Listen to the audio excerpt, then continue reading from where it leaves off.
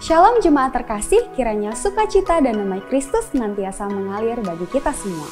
Saya Cindy Restianti, hari ini akan menyampaikan kegiatan untuk sepekan ke depan. Mari kita merasakan lawatan Tuhan melalui program Pelita Hidup yang disiarkan melalui YouTube GBI Bethel Kelapa Gading, yang diadakan setiap hari Senin sampai Sabtu pukul 5 pagi. Doa pagi diadakan setiap hari Senin sampai Sabtu pukul 6 sampai 7 diadakan secara online melalui Zoom. Doa malam diadakan setiap hari Jumat pukul 7 malam di gereja lantai 2. Menara doa Sinode GBI setiap hari Sabtu pukul 6 sampai 7 pagi secara online melalui aplikasi Zoom. Menara doa onsite setiap hari Sabtu pukul 9 pagi di gereja lantai 1. Dan berikut seluruh kegiatan ibadah yang dapat jemaat ikuti. Dalam pelayanannya, Yesus pun sangat menyukai anak-anak. Oleh sebab itu, mari kita membawa anak-anak untuk mengenal Tuhan secara pribadi. Ajaklah mereka untuk beribadah di sekolah minggu, yang diadakan setiap hari Minggu pukul 10 pagi. Selain tempat yang sudah baru, para guru-guru sekolah minggu juga sudah mengemas acara yang menarik. Jadi, anak-anak yang hadir pasti menikmatinya. Ibadah onsite Bethel Youth dan Bethel Teens Kelapa Gading setiap hari Sabtu pukul 5 sore. Bagi anak-anak muda, bergabunglah dalam ibadah ini dan bertumbuh bersama-sama. Ibadah WBI Wanita Bethel Indonesia hari Rabu 2 Agustus 2023 pukul 10 pagi secara onsite di gereja lantai 2. Ibadah akan dilayani oleh Pendeta Dr. Gernaida Pakpahan dengan tema Semakin Kuat Dalam Kristus. Untuk para wanita Bethel, hadirilah kegiatan ibadah ini. Ibadah onsite GBI Bethel Kelapa Gading pukul 8 dan 10 pagi, kami menghimbau seluruh jemaat untuk hadir sebelum jam ibadah dimulai. Mari kita berikan waktu yang terbaik untuk Tuhan. Pada ibadah Minggu 6 Agustus 2023 akan dilayani oleh hambanya Pendeta Suwito Hartanto dengan tema Berhasil Karena Tuhan. Kami informasikan penyerahan anak akan diadakan pada hari Minggu 6 Agustus 2023 di ibadah kedua pukul 10 pagi. Bagi Bapak Ibu yang mau mengikuti acara penyerahan anak, dapat menghubungi Bapak David Kristianto. 2 Timotius 1 ayat 8a. Jadi, janganlah malu bersaksi tentang Tuhan kita. Setiap pengalaman yang kita terima dari Tuhan dapat menjadi kekuatan juga untuk saudara seiman yang sedang mengalami pergumulan. Mari ceritakan pengalamanmu bersama Tuhan. GBI Bethel membuka ruang untuk saudara-saudari yang mau bersaksi tentang kebaikan Tuhan yang dialami. Bagi saudara yang ingin menceritakan kebaikan Tuhan, dapat menghubungi nomor yang tertera berikut ini. Retret gabungan SMK Berakar dan Bertumbuh GBI Bethel Jakarta, Bekasi, dan Pos PI Cibubur telah diadakan pada hari Rabu tanggal 19 Juli 2023. Peserta SMK Berakar diikuti oleh 45 orang dan peserta SMK Bertumbuh sebanyak 17 orang. Seluruh peserta sangat antusias dan merasa sangat diberkati.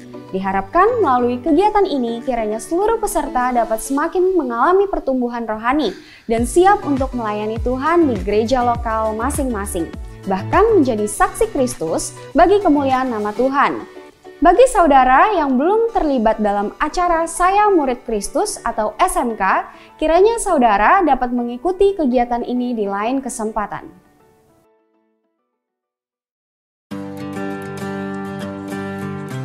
Pelayanan berkat kasih kemerdekaan dari Komisi Diakonia akan bertempat di area Bantar Rel Kereta Pemukiman Tanjung Priok. Acara diawali ibadah bersama di Gereja Kabar Baik Masehi Timur Bait El. Untuk warga dan pemulung yang beragama Kristen atau Muslim yang sudah beragama Kristen, estimasi penjangkauan jiwa yaitu 100 orang dewasa dan 30 anak-anak. Kegiatan ini akan dilakukan pada tanggal 11 Agustus 2023 pukul 2 sampai 4 sore. Komisi Diakonia berkoordinasi dengan tim gereja Victory Shekinah. Pelaksanaan yang kedua pada tanggal 21 Agustus 2023 pukul 10.30 pagi bertempat di Tugu Bogor. tempat berkumpulnya pengamen Muslim dan Kristen. Tim Diakonia akan berkoordinasi dengan Ketua Koordinator Pengamen di Kota Bogor. Tujuan tim Diakonia yaitu untuk melayani dan mendoakan bagi mereka yang membutuhkan, serta menjangkau jiwa melalui doa dan berbagi berkat kasih Kristus di acara Hari Kemerdekaan. Kami menerima donasi baju bekas layak pakai, seperti kemeja laki-laki atau perempuan, polo t-shirt, dan kaos. Atau jemaat juga dapat mengirimkan donasi ke rekening BCA Diakonia dengan mencantumkan kode 1 di akhir nominal yang ingin didonasikan. Donasi akan ditutup pada tanggal 3 Agustus 2023. Marilah kita mendukung terus kegiatan ini melalui doa dan dukungan partisipasi dari Bapak Ibu jemaat sekalian, agar pelayanan Diakonia dapat mewujudkan pelayanan-pelayanan kasih. Bagi jemaat yang mau memberikan persembahan dan membutuhkan pelayanan pastoral, dapat scan QRIS yang berada di depan bangku Bapak Ibu sekalian. Demikian Battle News minggu ini. Tetap kuat dalam Kristus dan percayalah bahwa rancangan Tuhan dalam hidup kita sempurna adanya. Tuhan Yesus memberkati. Shalom. Shalom. Shalom. Hari ini mari kita mau sama-sama siapkan hati kita yang terbaik. Mari hari ini kita mau sama-sama datang ke hadiratnya. Mari kita mau tundukkan kepala kita sejenak. Mari kita mau sama-sama ingat kembali kasih-Nya dan kebaikan-Nya untuk hidup kita. Mari hari ini saya mau undang Bapak Ibu Saudara sekalian untuk sama-sama memfokuskan diri kita untuk beberapa waktu ke depan hanya kepada Tuhan.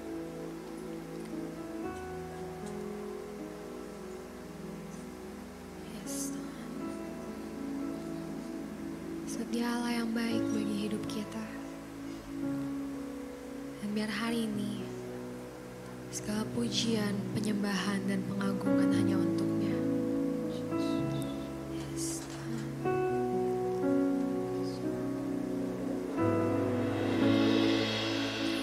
kasih Tuhan.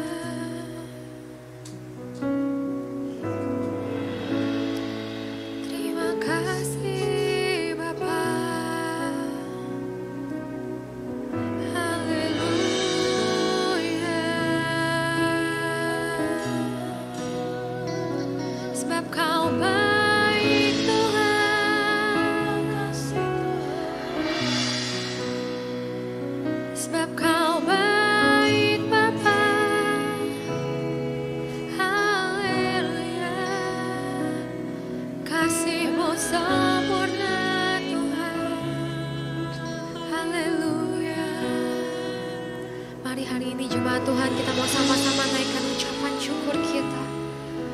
Sama-sama naikkan ucapan terima kasih kita kepada Tuhan. Allah yang telah begitu baik di hidup kita. Allah yang kasih-Nya gak pernah berkesudah. Dan Allah yang kasih-Nya gak pernah berubah. Terima kasih Tuhan. Haleluya. Haleluya. Kau yang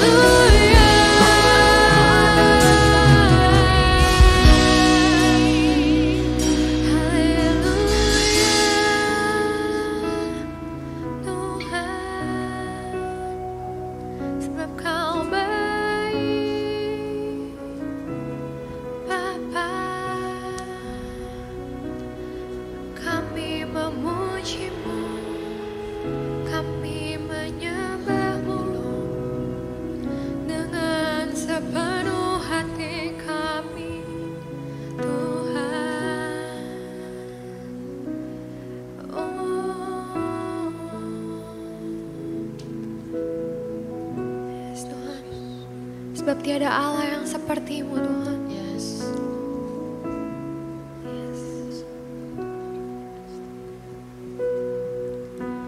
Kau yang terindah di dalam hidup ini, kepada Allah Tuhan yang seperti Engkau, besar perkasa penuh kemuliaan. Kau yang termanis di dalam hidup ini, ku cinta Kau lebih dari segalanya. Besar kasih setia-Mu kepadaku.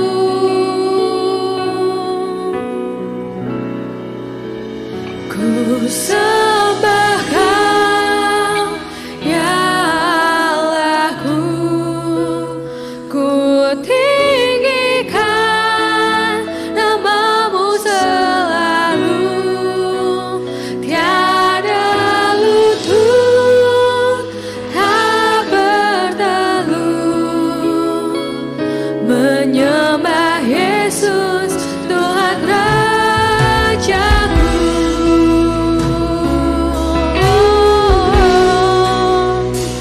Kau yang terindah Tuhan. Mari kita sama-sama katakan, Kau yang terindah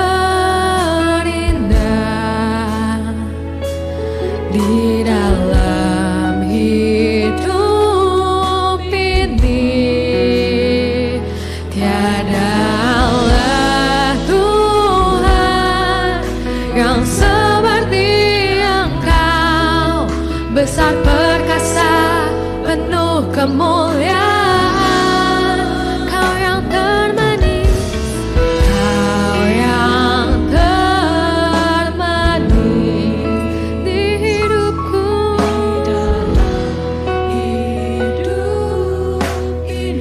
Ku cinta Kau, ku cinta Kau lebih dari segalanya. Besar kasih setia-Mu kepadaku. Ku sembah Kau, ya Allahku. Ku tinggikan nama-Mu selalu.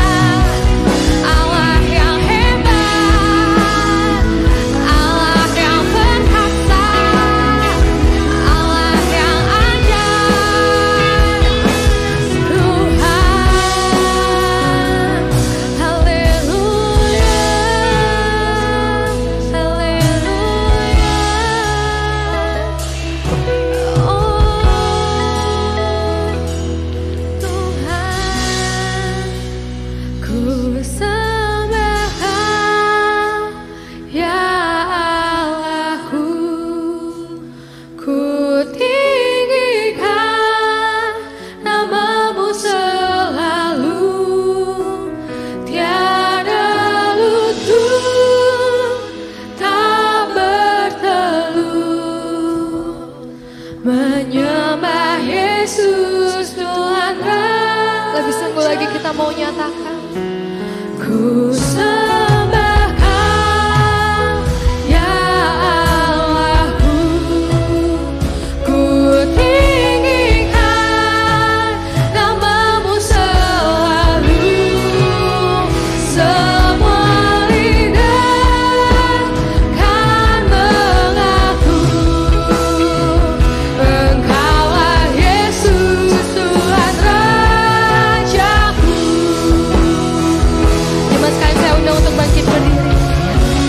Ku sembah Kau, ya Allahku, kami tinggikan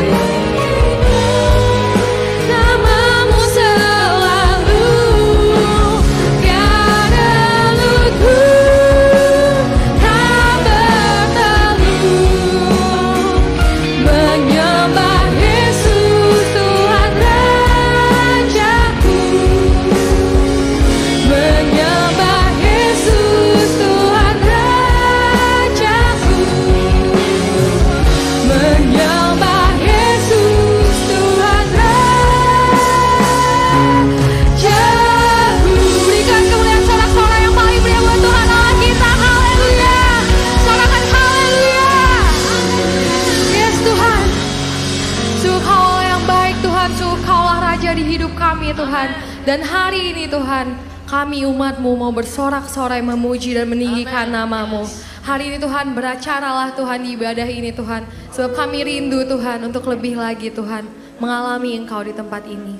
Hari ini setiap jemaat Tuhan yang siap untuk memuji dan menyembah Tuhan, kita mau sama-sama katakan amin. Berikan kemuliaan buat Tuhan kita. Shalom Bapak Ibu Saudara sekalian. Sebelum kita memulai, boleh dong kita mau kasih salam, sapa ke kanan, kiri, depan, belakang kita, katakan Tuhan Yesus baik. Puji nama Tuhan. Mari hari ini kita mau sama-sama berikan sorak-sorai yang paling meriah buat Tuhan kita, amin. Mari kita mau sama-sama nyanyikan nyanyian yang terbaik. Woo!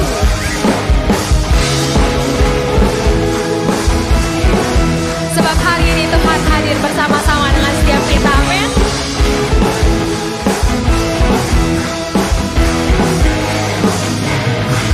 Tuhan Engkau hadir, kuasa-Nya mengalir, melawat setiap hati kami. Roh-Mu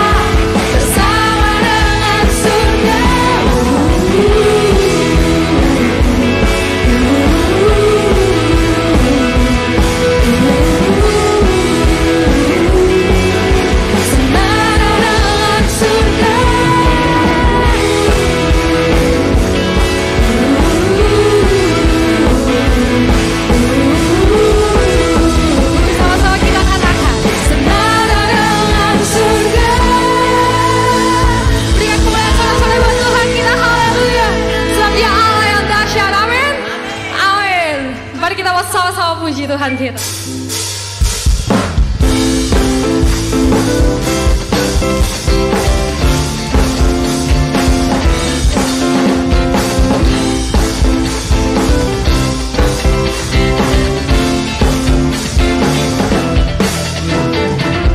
Dari utara ke selatan terdengar pujian bagi Allah.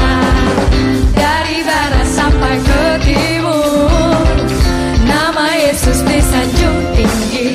Dari pulau-pulau, lembah-lembah, gunung-gunung yang tinggi, kemuliaannya disaksikan, kebesarannya diceritakan. Siapa namanya? Yesus, Yesus, nama Yesus. Nama Yesus disanjung tinggi. Dari pulau-pulau, lembah-lembah, gunung-gunung yang tinggi, Allahku dahsyat berkuasa, seluruh bumi sujud menyembah, tinggikan namamu. Allahku dahsyat berkuasa, seluruh bumi sujud menyembah, tinggikan namamu.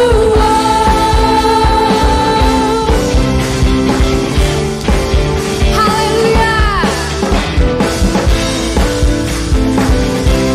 Mari kita mau sama-sama nyanyikan kemuliaannya.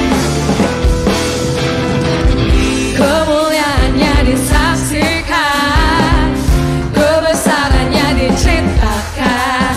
Yesus, Yesus, nama Yesus. Nama Yesus disanjung tinggi.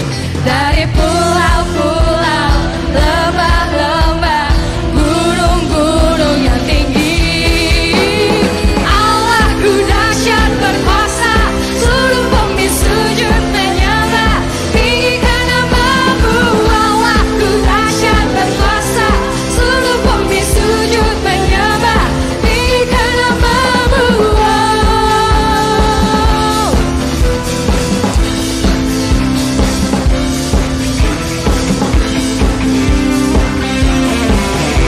Mari kita mau sama-sama bertepuk tangan di atas kepala kita dan katakan, Allahku dahsyat berkuasa, seluruh bumi sujud menyembah, tinggikan namamu. Allahku dahsyat berkuasa, seluruh bumi sujud menyembah, tinggikan namamu. Allahku dahsyat berkuasa, seluruh bumi sujud menyembah, tinggikan namamu. Allahku dahsyat berkuasa, seluruh bumi sujud menyembah, tinggikan namamu. Tinggikan namamu. Tinggikan namamu. Allahku dahsyat. Haleluya. Berikan sorak-sorai kemuliaan buat Tuhan kita. Yes. Jemaat Tuhan, saya persilakan untuk kembali duduk. Hari ini Bapak Ibu Saudara sekalian, mari kita mau sama-sama siapkan hati kita. Seperti pesan gembala pada hari ini, mari kita mau sama-sama mengingat kembali apa yang menjadi pusat dan fokus pada kehidupan kita.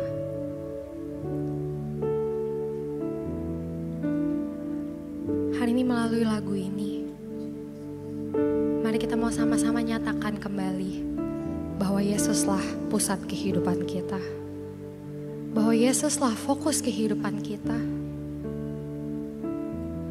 Yesuslah yang menjadi sumber kehidupan untuk keluarga kita, untuk gereja kita, dan untuk tempat di mana Tuhan tempatkan kita.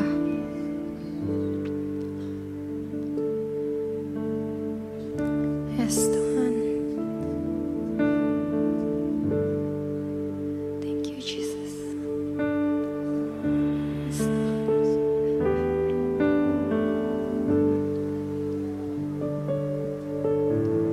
Jesus be the center of it all. Jesus be the center of it all. From beginning to the end, it will always be, it's always been you, Jesus. Jesus, not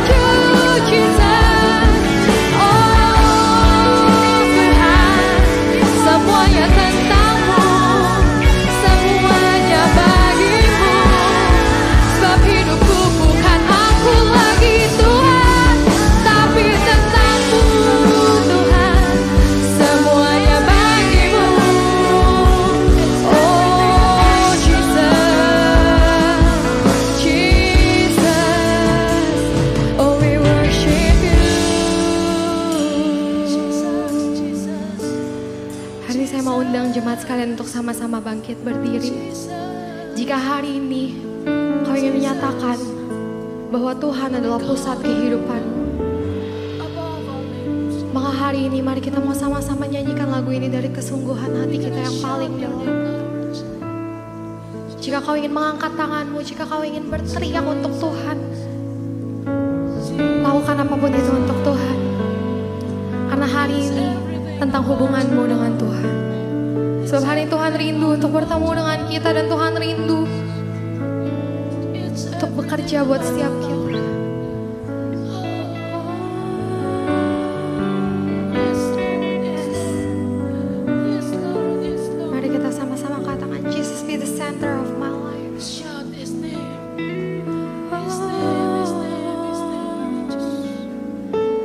Jesus be the center of my life. Jesus be the center of my life. From beginning to the end, it will always be, it's always been you, Jesus. Sekali lagi kita mau katakan, Jesus be the center of my life. Jesus be the center of my life. From beginning to the end, it will always be, it's always been you, Jesus.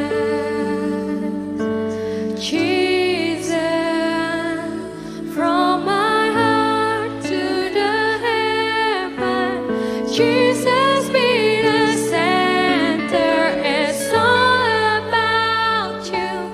Yes, it's all about you. From my heart, amen. Yes, Jesus be the center, it's all about you. Yes, one more time, let's sing from my heart.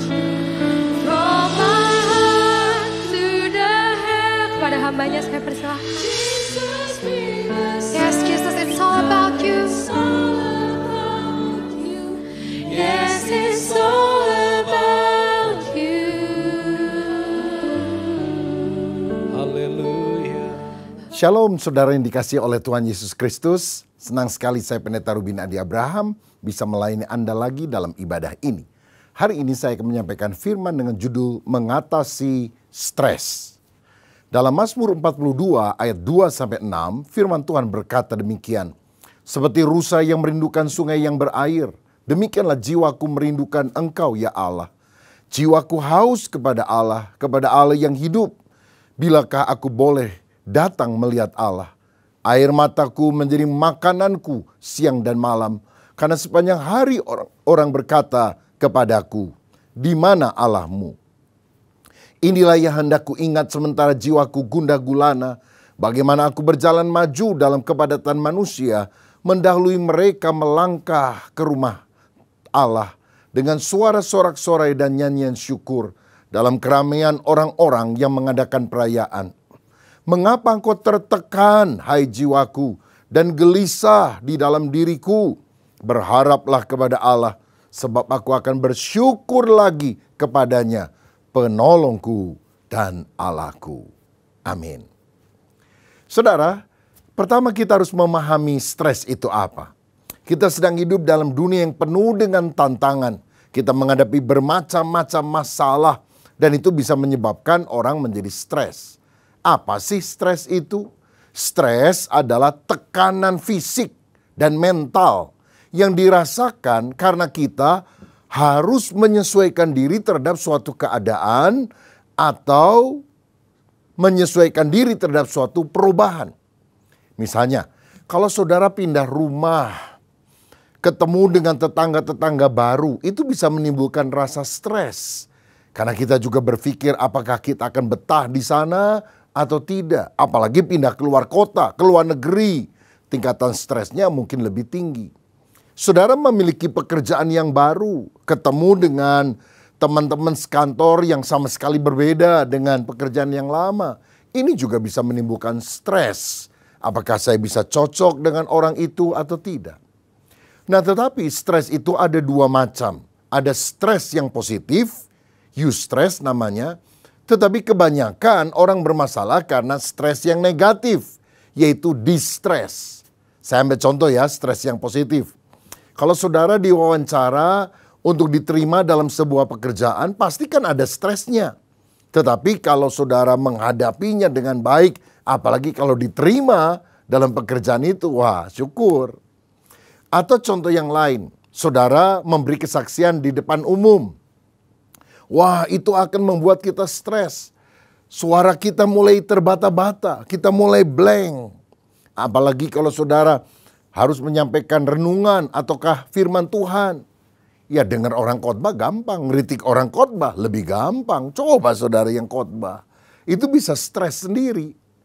Nah, saudara-saudara, tetapi ini adalah stres yang baik. Dalam arti itu akan mengembangkan kemampuan kita.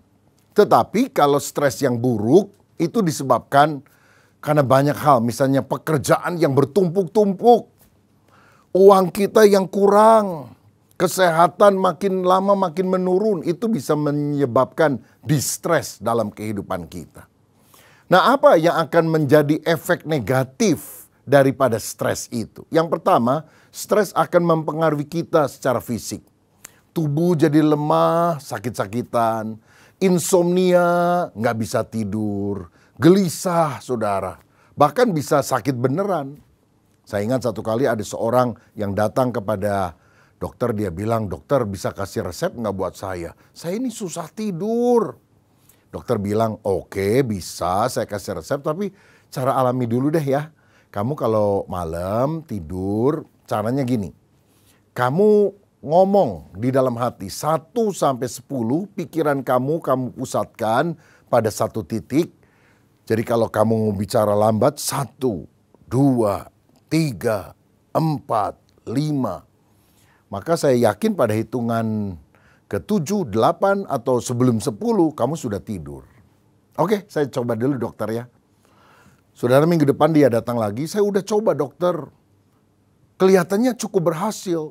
Begitu saya ngomong 1 sampai 5 udah ngantuk, 6 sangat ngantuk, 7 ngantuk banget. Tapi begitu 8 bangun lagi, seger lagi. Saya ulangi sampai 7 udah sangat ngantuk, 8 bangkit lagi. Loh, dokternya sekarang bingung. Lah kamu ini pekerjaannya apa? Oh, saya petinju dokter. Oh, pantesan. Soalnya kalau petinju begitu 8 nggak bangun, maka dinyatakan KO, saudara sekalian. Nah, ini adalah orang yang rupanya mengalami stres juga. Dan yang berikutnya secara mental, orang yang stres itu seringkali kurang sabar, marah-marah, ngamuk begitu. Gampang tersinggung, peka sekali. Biasanya sih orangnya ramah, baik, tapi karena stres itu, jadi sensitif, ya.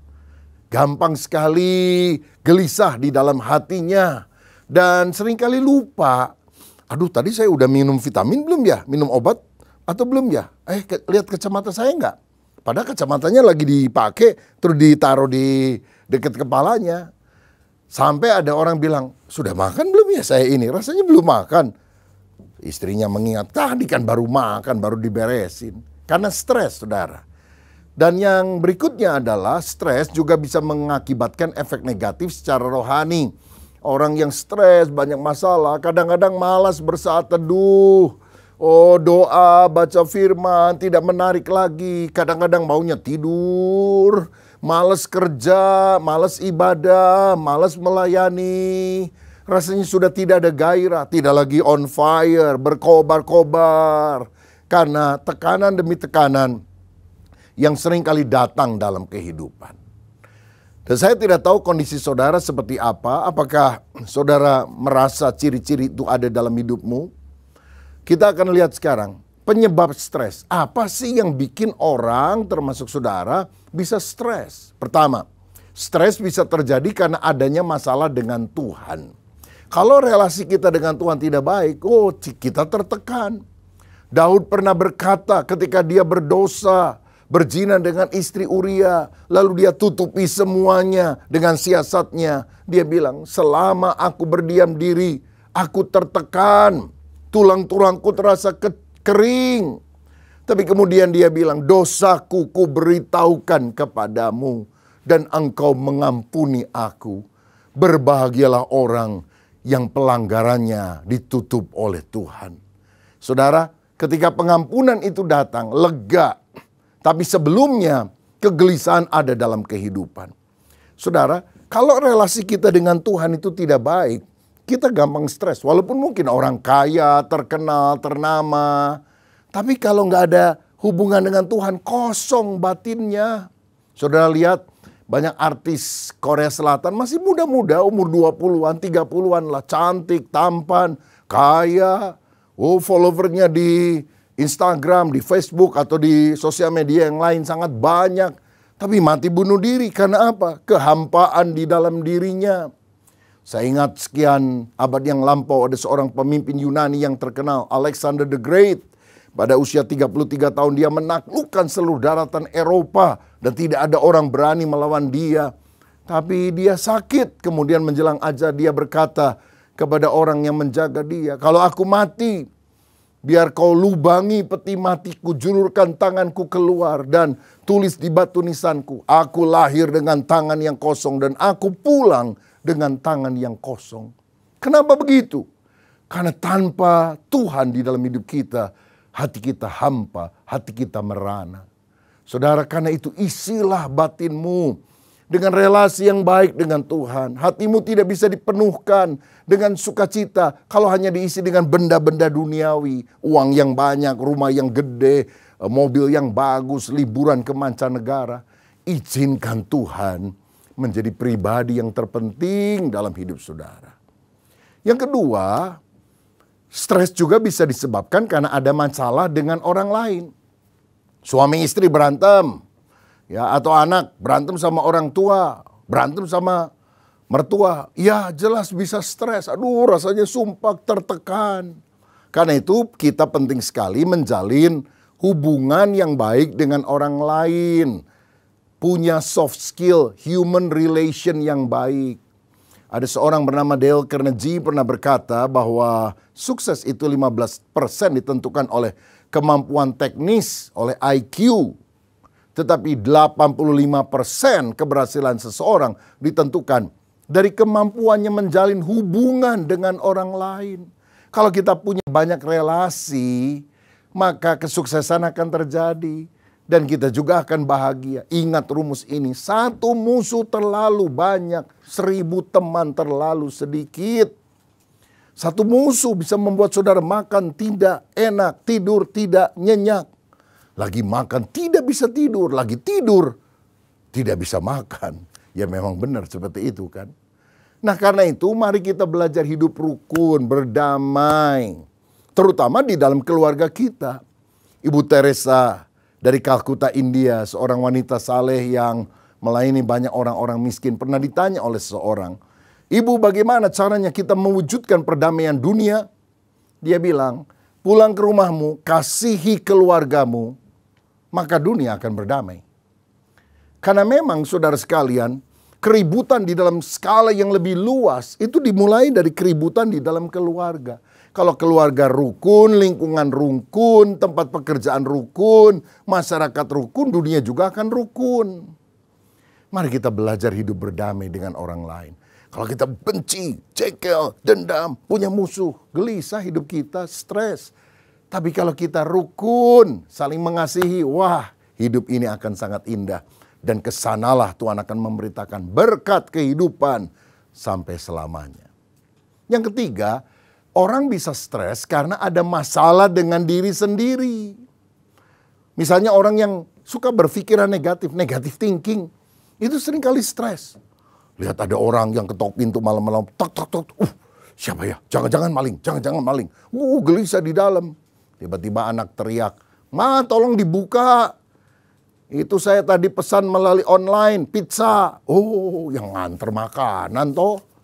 Saudara, kadang-kadang negatif terlalu berlebihan sangat merugikan diri. Orang yang minder, rendah diri, itu juga cenderung stres, ya, atau khawatir, pesimistis, curigaan. Orang ngobrol-ngobrol di sudut ruangan waktu kita lewat, wah, jangan-jangan jelek-jelekin saya. Loh, padahal apakah kita ini pusat alam semesta sehingga setiap kali orang bicara pasti ngomong-ngomongin kita? Nah, itu kan masalah kita dengan diri sendiri. Kalau saudara ya berantem sama si A, berantem sama si B, mungkin si B salah. Berantem sama si C, mungkin si C salah. Tapi kalau saudara berantem sama A, B, C, D, E, F, G, H, sampai Z, ya koreksi diri dong. Mungkin engkau yang bermasalah dengan dirimu sendiri. Jangan suka curigaan sama orang lain. Rugi kita. Saya ingat satu kali ya, seorang suami malam-malam terkejut karena mungkin jam 2 dini hari gitu lah. Ada bunyi dari handphone istrinya, ada SMS kelihatannya yang masuk. Lalu waktu dia baca, saudara, dia kaget karena tulisannya beautiful. Wah, kurang ajar, ada yang ganggu istri saya, goda malam-malam. Siapa ini orang? Dia bangunkan istrinya. Bangun. Ayo, ngaku, siapa ini orang yang berani bilang kamu beautiful? Ayo. Istrinya juga bingung malam-malam, sambil ngantuk-ngantuk dia lihat. Lalu dia pukul pundak suaminya. Lain kali jangan nuduh-nuduh ya. Ini bukan beautiful tahu, baterai full. Rupanya dia punya aplikasi, saudara. Kalau lagi nyarger, baterainya udah full, maka bunyi supaya segera baterainya dicabut. Nah, ini kan gara-gara curiga. Saudara, yang keempat sekarang, apa sih penyebab stres? Masalah lain. Masalah pekerjaan yang berat. Penghasilan kurang, pekerjaan numpuk. Masalah keuangan, mesti bayar listrik, bayar tempat tinggal, bayar uang sekolah anak. Tetapi pemasukan sangat terbatas. Bisa stres. Deadline waktu, kerjaan numpuk. Besok harus selesai. Waduh, sekarang masih banyak yang harus dikerjakan. Stres, sakit perut, saudara. Mahasiswa juga sama. Waduh, ada paper yang harus dikerjakan, belum selesai. Waduh, bisa stres. Tapi saya lihat ya masalahnya kalau mahasiswa itu. Biasanya banyak mahasiswa itu sistemnya SKS, sistem kebut semalam. Jadi kalau kita kasih tugas kepada mahasiswa, 3 bulan selesainya malam terakhir. 2 bulan, malam terakhir juga dia bikin. 2 minggu, malam terakhir juga dia bikin. Lah makanya saya kalau kasih tugas sama mahasiswa teologi ya, udah nggak lagi 3 bulan ya. Udah 2 minggu aja, sama aja mau 3 bulan 2 minggu dikerjakannya hari-hari terakhir. Saudara-saudara, jadi orang bisa stres karena deadline, karena masalah waktu. Juga karena masalah lingkungan. Ya di tetangga kita ada anjingnya herder 4. Menggonggong aja pagi, siang, sore, malam. Kadang-kadang kesel juga ini. Saudara-saudara, jadi stres bisa disebabkan karena banyak hal. Nah, ada orang namanya Holmes dan Rehi membuat skala stres yang saya pikir perlu juga diperhatikan. Dari penelitiannya, dia kasih angka. Kematian suami atau istri itu angkanya 100 untuk tingkat stresnya.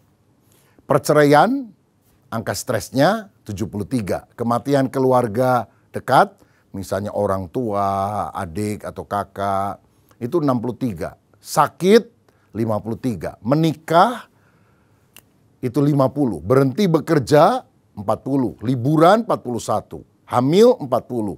Hutang 30 dan seterusnya. Jadi gini, seandainya saudara tahu angka-angka ini, orang yang nilainya 300 itu bisa mengalami goncangan kejiwaan.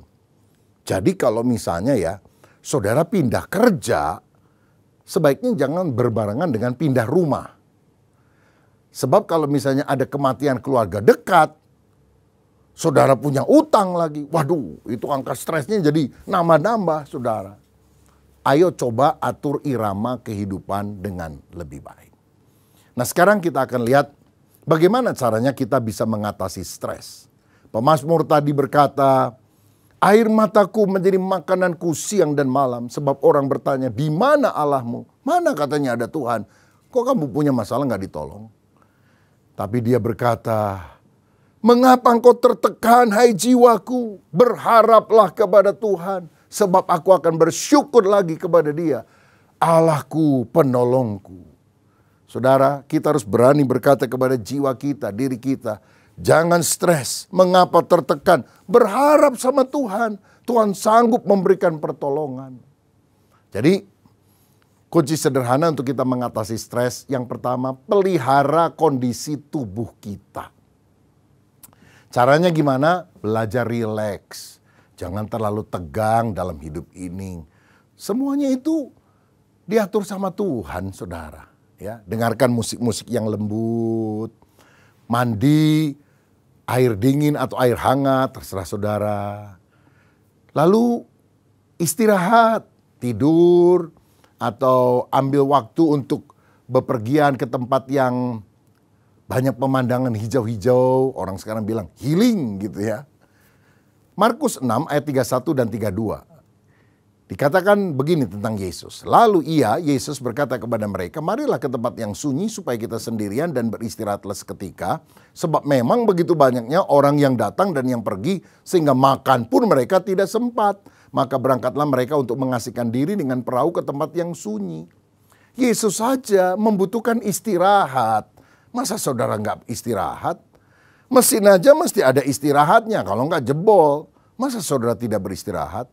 Allah menciptakan dunia dalam 6 hari, pada hari ke-7 dia beristirahat. Bukan karena capek, saudara. Tetapi dia beristirahat untuk menguduskannya, menikmati seluruh ciptaannya itu. Sehingga kita juga harus belajar memiliki waktu yang rileks dalam kehidupan. Sehingga tubuh kita menjadi sehat. Saudara tahu, busur dan anak panah, kalau mau direntangkan dengan bagus untuk menembak sesuatu, kalau nggak dipakai harus dikendorkan. Kalau terus direntangkan justru nggak akan efektif. Mundur 2 langkah untuk maju 5 langkah. Nah, kita perlu retreat pribadi ya. Perlu perenungan yang mendalam dalam kehidupan kita. Misalnya saudara bisa pergi ke satu tempat, hari itu tidak diganggu, ke tempat yang sunyi, lalu saudara mulai merenungkan visi hidup, kesalahan-kesalahan yang kita lakukan, bagaimana meningkatkan relasi dengan keluarga, apa target-target yang akan kita capai dalam kehidupan. Kalau nggak bisa pergi keluar rumah, keluar kota, ongkosnya banyak, di rumah aja. Saudara bisa ngomong sama keluarga, hari ini ya, siang sampai sore tolong jangan ganggu papa atau mama, mau retreat pribadi di kamar ya. Supaya papa bisa merenungkan hal-hal yang lebih mendalam. Sehingga anak-anak juga tidak mengganggu. Saya biasanya mulai memikirkan banyak hal dalam perjalanan panjang. Misalnya saya diundang pelayanan ke Amerika Serikat, itu kan bisa 20 jam, kadang-kadang lebih saudara di pesawat. Nah, saya mulai menulis, saya mulai memikirkan hal-hal yang penting untuk pengembangan pelayanan, untuk diri saya, untuk keluarga. Hal-hal yang penting supaya hidup kita jangan hanya sibuk, tapi ada kedalaman relasi hubungan antara kita dan sesama. Ya, kalau saya di pesawat, saya nggak terlalu suka nonton. Jadi kalau nyalain film apa, malah itu TV-nya yang nonton saya karena saya ketiduran, saudara. Tapi saya gunakan untuk mulai merenungkan banyak hal. Ada yang lain yang bilang, oh kalau saya tiap pagi itu mesti jalan. Sambil jalan, saya mulai memikirkan banyak hal yang penting di dalam kehidupan ini. Strategi, rencana. Kadang saya berhenti sebentar, ambil handphone lalu mulai catat dalam catatan digital gitu. Oh, itu waktu yang menyegarkan, bukan hanya sehat secara fisik, tetapi juga punya ide-ide yang bagus. Yang penting saudara perlu me time, waktu untuk sendirian. Ya, bukan kesepian, saudara, sendirian untuk kita memikirkan sesuatu yang lebih dalam. Nah, untuk menjaga kesehatan juga kita tentu perlu olahraga yang cukup, makan makanan yang teratur, istirahat, tidur yang cukup, supaya kita tidak gampang stres dalam hidup. Yang kedua, bagaimana supaya kita bisa mengatasi stres? Miliki sikap mental positif. Apa itu? Buang pikiran yang negatif, buang sikap yang negatif, iri, dendam, mudah marah, kepahitan, curiga. Pokoknya emosi negatif buang, saudara sekalian. Ya, jadi lebih baik kan kita jadi orang yang emosinya itu positif, mengasihi, mencintai, memberkati. Kita juga harus jadi orang yang proaktif, bukan reaktif. Ada masalah, waduh bingung gimana mengatasinya. Lebih baik kita mengantisipasi. Lebih baik kita memikirkan lebih dahulu sebelum masalah muncul. Dan terutama miliki pikiran yang alkitabiah. Salah satu ayat favorit kesukaan saya adalah Roma 8 ayat 28 yang berkata, kita tahu sekarang bahwa Allah turut bekerja dalam segala sesuatu untuk mendatangkan kebaikan bagi setiap orang yang mengasihi Dia, yaitu bagi setiap orang yang terpanggil sesuai dengan rencana Allah. Allah bekerja untuk mendatangkan kebaikan. Kebaikan yang dimaksud terutama adalah menurut ayat 29, supaya karakter kita makin mirip seperti Tuhan Yesus Kristus. Jadi gini, saudara bilang, istri saya cerewet banget sih, kenapa sih? Tunggu dulu, dia Allah Tuhan untuk mengasah hidup saudara. Supaya saudara lebih sabar, lebih murah hati, lebih mengerti orang, gak egois bagi diri kita sendiri. Itu kan pola pikir yang alkitabiah. Saya ingat satu kali ada tanah di belakang gereja yang nempel gitu, yang mau dijual. Wah, saya udah siap mau beli. Ternyata dijual sama orang lain, padahal udah hampir deal, saudara. Aduh, nyesel. Padahal harganya juga nggak terlalu jauh. Dan sudah dijanjikan, oke ya, nanti saya akan segera kasih kabar. Waduh, saudara. Saya agak jengkel juga, istri saya bilang, sudahlah kalau bukan miliknya, ya udah mungkin milik orang lain. Saya bilang, iya saya juga tahu, tapi kesel juga ini. Bulan depannya ada orang yang jual di samping depan gereja, nempel saudara. Yang akhirnya kami beli yang itu. Jadi Tuhan batalkan yang belakang, karena uangnya itu akan dialokasikan untuk yang depan. Lah, kita kan nggak tahu, Tuhan itu lebih tahu, miliki pikiran yang alkitabiah. Allah turut bekerja di dalam segala perkara untuk mendatangkan kebaikan bagi setiap orang yang mengasihi Dia. Kalau saudara misalnya anak muda diputusin, pegatin ya hubungan relasi kita sama pacar kita. Jangan mau bunuh diri, waduh rasanya hidup sudah nggak ada artinya lagi. Tuhan begitu mencintai saudara sehingga Dia izinkan kegagalan itu terjadi karena Tuhan beberapa tahun yang akan datang akan mempersiapkan seorang jodoh yang jauh lebih baik, lebih tepat untuk saudara. Nggak apa-apa saudara nangis sekarang daripada udah kawin nangis. Nangisnya sekarang, tapi akhirnya engkau akan bilang, aduh aku bersyukur untung saya nggak kawin sama orang itu. Celaka kalau saya kawin sama dia. Nah ini kan Tuhan bekerja mendatangkan kebaikan. Saudara, miliki mentalitas yang sehat. Bahkan ketika kegagalan terjadi, putus pacar dan sebagainya. Belajar juga menyukai humor-humor sehat. Ya, hidup ini sudah banyak tantangannya, jangan dibikin susah. Kita bilang hati yang gembira adalah obat yang manjur. Tapi semangat yang patah mengeringkan tulang. Ayo belajar melihat nilai-nilai yang positif dalam hidup. Humor sama teman ya. Bukan humor yang jorok saudara sekalian. Tapi humor yang sehat, segar, sukacita. Sukacita dari Tuhan itu kekuatan kita. Jangan kita hidup sehari-hari kalau mau ke gereja wajahnya suram. Dengar khotbah tampangnya seram. Gitu, waduh. Sukailah humor yang sehat. Lalu ingatlah pertolongan Tuhan dan berdoalah kepada Dia. Kalau engkau lagi gundah gulana, ingat Tuhan, berdoa kepada Dia, curahkan isi hatimu kepada Tuhan agar stresmu diangkat, diganti dengan kekuatan batin yang luar biasa. Ratapan 3 ayat 19-23 berkata demikian. Ingatlah akan sengsaraku dan pengembaraanku, akan ipu dan racun itu. Jiwaku selalu teringat akan hal itu dan tertekan dalam diriku. Tetapi hal-hal inilah yang kuperhatikan, oleh sebab itu aku akan berharap. Tak berkesudahan kasih setia Tuhan, tak habis-habisnya rahmat-Nya, selalu baru tiap pagi, besar kesetiaanmu. Saudara mau jadi orang yang paling malang di dunia, pikirkan masalahmu sendiri, pikirkan dirimu sendiri. Ketika engkau memikirkan masalahmu, seperti Yeremia, dia bilang, aku tertekan, aku bagikan orang yang minum racun maut yang mematikan. Tetapi, berarti kebalikannya, ini yang ku lakukan, maka pengharapanku muncul. Kenapa dari stres tertekan karena ingat masalahnya, sekarang bisa berpengharapan. Karena dia lihat tak berkesudahan kasih setia Tuhan. Tak habis-habisnya rahmat-Nya, selalu baru setiap pagi. Apapun tantanganmu, tidurlah dengan rileks malam. Udah serahin sama Tuhan. Tuhan masih bisa bekerja waktu saudara tidur. Besok ada berkat baru yang Tuhan berikan. Selagi kita bangun pagi, ada matahari, ada berkat baru yang Tuhan berikan. Kesusahan sehari cukup untuk sehari. Jangan dipikirin terus. Ingat Tuhan beserta dengan kita. Dan yang terakhir, mulai perhatikan dan layani orang lain. Jangan hanya memikirkan diri sendiri dengan masalahnya. Sebab kalau kita melihat dan memikirkan masalah orang lain, kita baru sadar, aduh, orang lain ternyata masalahnya lebih besar daripada saya. Seperti ada ungkapan berkata, saya menangis karena saya tidak punya sepatu. Sampai saya keluar ke jalan.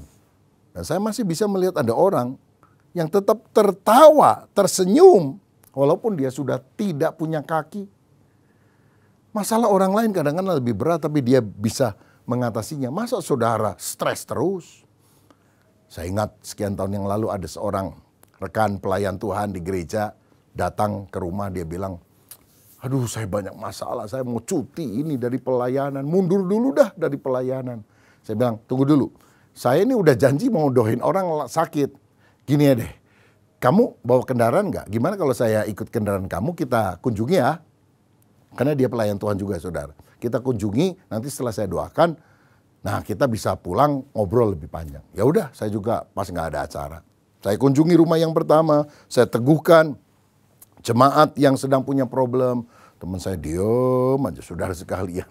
Ya, tapi setelah selesai doa, tuan rumah tanya, gimana Pak kabarnya? Ya begitulah, masalah sih banyak ya, tapi ya kita harus berharap sama Tuhan lah. Ya jawaban standar gitu saudara. Lalu orang itu anggota keluarganya bilang, Pak, sebelah rumah kita ini ada 2 keluarga yang deket ya rumahnya. Lagi sakit dua-duanya. Gimana kalau dikunjungi Pak? Oke. Jadi kita jalan kaki karena rumahnya deket saudara sekalian. Rumah kedua saya kunjungi. Lalu kemudian saya doakan. Lalu orang itu tanya sama teman saya pelayan Tuhan ini, gimana? Pak ya, kita ini memang bisa punya masalah. Tapi jangan nyerah, setan itu kurang ajar. Ingin membuat kita down, kita harus bangkit. Kita harus perhatikan kemurahan Tuhan. Pasti Tuhan akan memberikan kemenangan bagi kita. Saya jadi bingung juga, kok dia yang kasih nasihat begitu. Rumah ketiga saya hampir gak dikasih kesempatan ngomong. Ini teman saya bersaksi, wah cerita menguatkan. Dan setelah selesai, silakan Pak Pendeta berdoa. Jadi saya tugasnya berdoa aja. Waktu di kendaraan saya tanya, gimana? Masih mau lanjut ngobrol lagi soal rencana cuti pelayanan? Oh tidak usah, tidak usah. Saya gak jadi deh cuti pelayanan. Loh kenapa? Saya sudah kuat. Loh kenapa dia tadinya lemah? Mikirin diri sendiri, masalahnya sendiri. Kenapa sekarang dia kuat? Karena dia mulai memikirkan, ternyata ada orang-orang yang lebih sulit masalahnya. Tapi mereka masih bisa bertahan. Saudara, kalau engkau terlalu selfish, memikirkan diri sendiri, masalahmu, persoalanmu, tangisanmu, keluhanmu, engkau makin tertekan. Ingat Tuhan yang besar. Perhatikan, layani orang-orang lain yang ada di sekitar kita. Saya percaya, stres akan diubah menjadi kemantapan hati, keyakinan. Dan kalau saudara sungguh berdoa, mujizat masih terjadi. Doamu masih dikabulkan oleh Tuhan. Masih ada Tuhan yang bisa memberikan kemenangan bagimu. Saudara bangkit, jadi pemenang. Jangan kalah, percaya Tuhan adalah pengharapan kita. Haleluya, amin. Saya mau berdoa kalau ada di antara saudara yang sekarang punya beban, tantangan, sehingga kau rasa tertekan, stres, bahkan depresi. Saya mau berdoa, biar urapan Tuhan mengalir dalam kehidupanmu. Pegang dada saudara dan berkata, Tuhan kuatkan saya. Hamba berdoa ya Bapa untuk anak-anakmu dimanapun kami berada yang sedang mengalami tekanan karena masalah pekerjaan, masalah keluarga, masalah sakit penyakit, masalah relasi yang tidak baik dengan Tuhan. Apapun penyebabnya, kami berdoa dalam nama Yesus. Kami mau memandang kepada Kristus. Dan kami percaya dalam Yesus ada mujizat. Dalam Yesus ada harapan. Dalam Yesus ada jawaban. Terima mujizat, terima kesembuhan, terima pertolongan, terima kuasa. Dan biar hati kami yang gundah gulana, diam, tenanglah. Biar keteduhan hati yang berasal dari Roh Kudus mengalir dalam hidup kami. Sehingga tubuh, jiwa, dan roh kami fisik, mental, spiritual, sehat, kuat, karena Tuhan beserta dengan kami. Berkat matus kami dalam nama Tuhan Yesus Kristus. Haleluya. Amin. Tuhan Yesus memberkati saudara. Kami memuji kebesaran-Mu. Kami memuji kebesaran-Mu. Ajaib Tuhan, ajaib Tuhan. Kami memuji kebesaran-Mu. Ajaib Tuhan, ajaib Tuhan, ajaib Tuhan, ajaib Tuhan,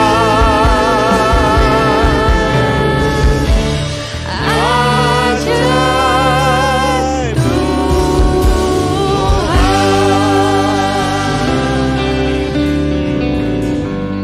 Kami bersyukur ya Tuhan, kami bangga mempunyai Allah seperti Engkau ya Tuhan. Apa yang tidak pernah terlintas di dalam benak kami, Tuhan telah kerjakan ya Tuhan.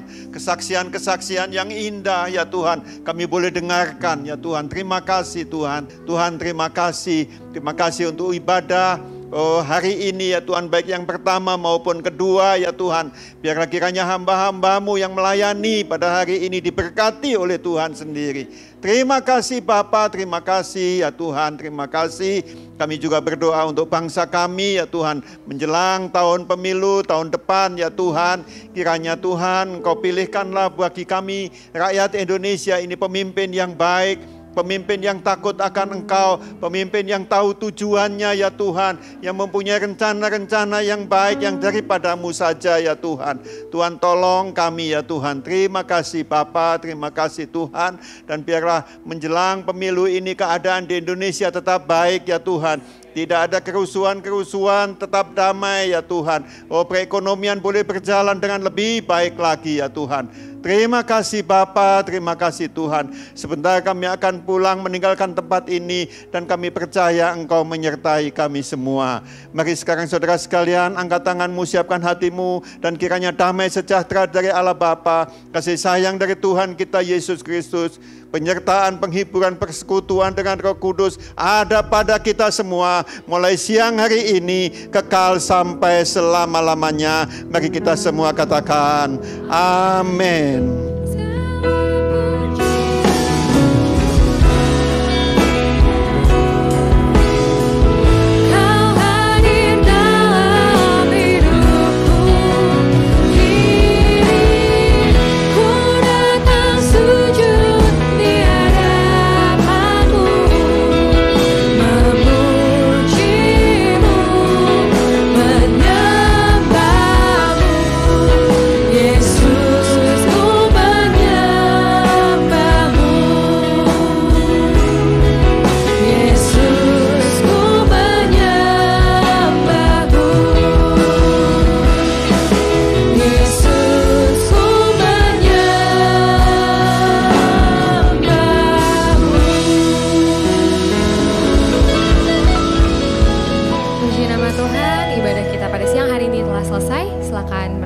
Sejenak, Tuhan Yesus memberkati.